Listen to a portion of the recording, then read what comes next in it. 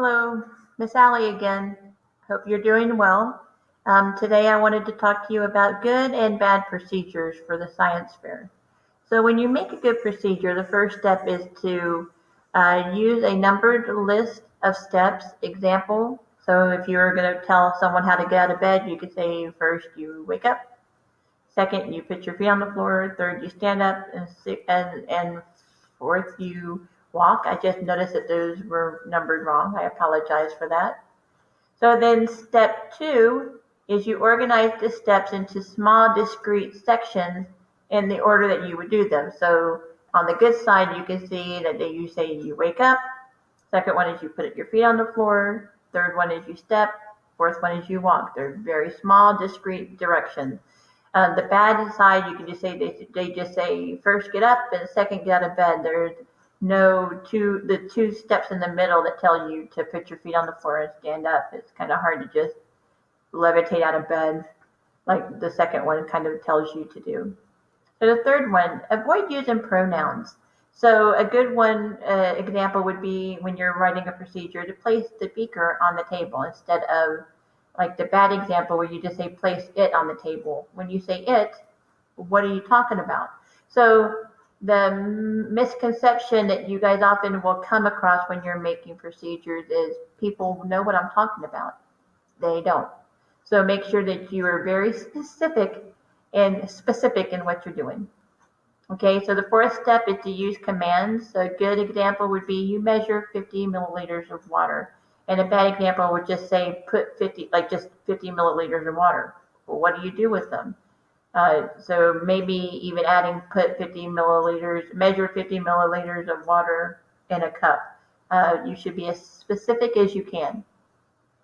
Another thing that you should do is eliminate extra information. So a good example is you measure 50 milliliters of water.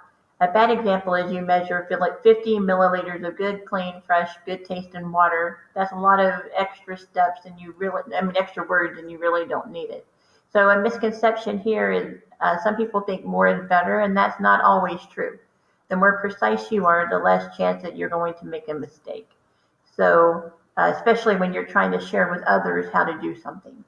So then the next thing that you could do is if you need to sketch and label the experimental setup, you don't have to cover each step. It can be just one picture. You can do several steps if you want, but sometimes it's just easier just to show a diagram like they did there below. Next thing you should do is include all your steps, no matter how small the step seems. It may be the critical step for the researcher to replicate the procedure. So in this setup of procedures, you place the beaker on the hot plate, and then you record the change in water temperature every 5 minutes.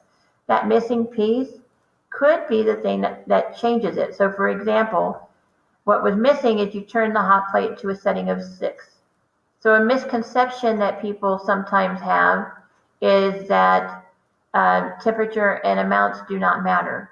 Repeatability is the key to the scientific method.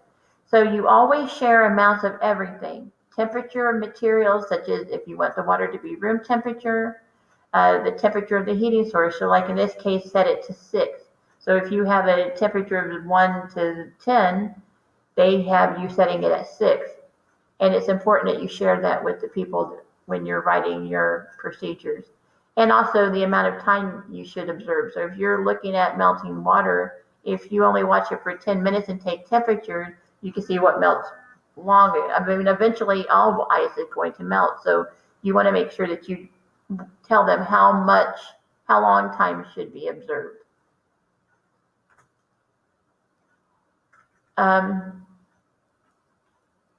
Whoops, I don't know what's happening. All right, so summary of how to write a good procedure.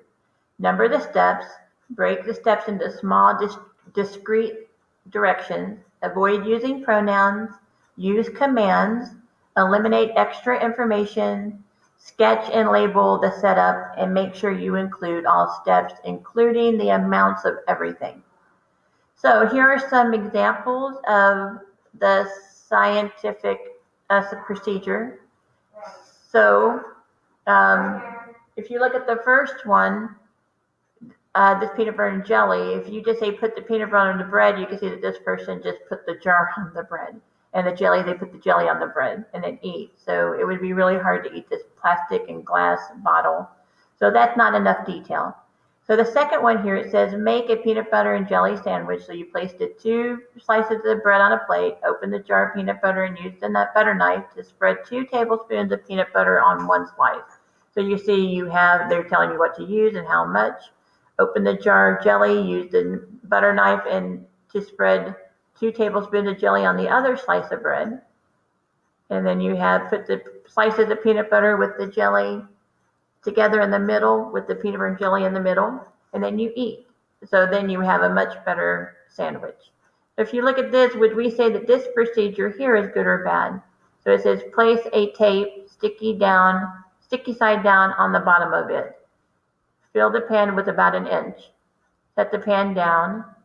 Lean it against the side of the baking pan so the bottom rests on the masking tape. Hold it so that the light reflects. So when I'm looking at this, I do see numbers, which is good, but I see lots of its, and I don't have exact measurements. So it says fill the pan with 1 inch of what?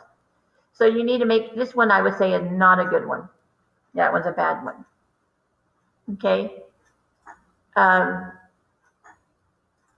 The next slide is this good or bad? So collect the equipment and set up the diagram, shine the light into the prism, record your results. That's not so bad. I would say that it's pretty concise. I would say this one's probably medium. I would not necessarily leaning toward good. It just depends on what the procedure was. And this is looking good. This one here at the bottom, it says, place a piece of white paper on the ground under the sunlight. Place the prism on or above the paper. Rotate and move the prism until you see a rainbow of colors on the paper. This one I would say is bad because it's not bulleted or numbered. It's just one big paragraph, and that makes it hard to read. And then this one over here is just the original one that we did on the last slide. They just added the extra information. So place a strip of masking tape, sticky side down on the bottom of the baking pan. So instead of it's the baking pan near one of the edges. Fill the pan with about 1 inch of water. So they went through and they fixed the procedure so that it's more, it doesn't have the pronouns. So that is pretty much it on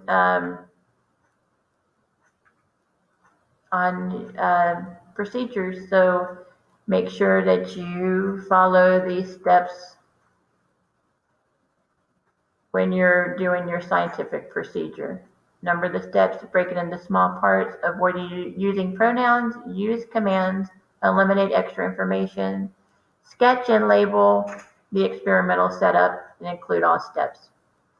Enjoy your science fair.